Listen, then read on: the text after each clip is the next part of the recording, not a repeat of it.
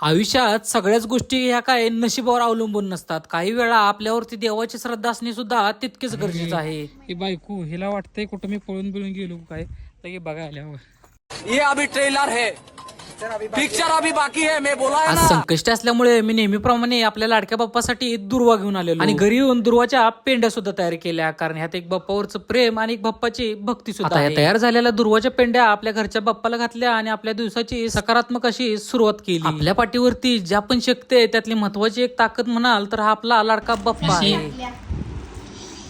आता आम्ही चाललोय गणपतीला.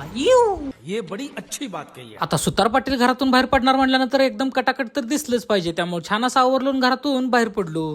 हे बघा आमचं बैतड कशी पडल्या ना नाही गेली असं अशी सांभाळायला लागतात बायकासनी. कसं जर असलं तर आमचं आहे आता सांभाळायला तर पाहिजेच की. राजा जी अपनी शक्तियों का पूरा इस्तेमाल कर रहे हो।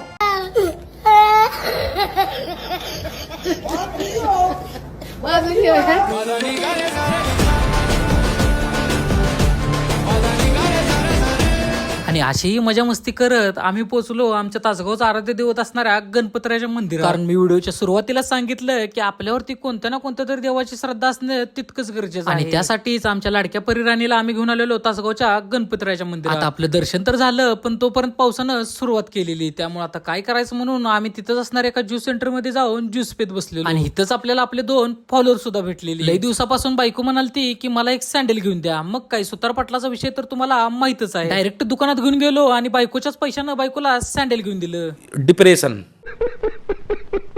आणि अशीही मजा मस्ती करत आम्ही डायरेक्ट घरी पोहोचलो. आता हा ब्लॉग तुम्हाला कसा वाटला हे कमेंट करून सांगायला विसरू नका. मजा आया और मैं ये जो मजा है हिंदुस्तान के हर व्यक्ति को देना चाहता हूं.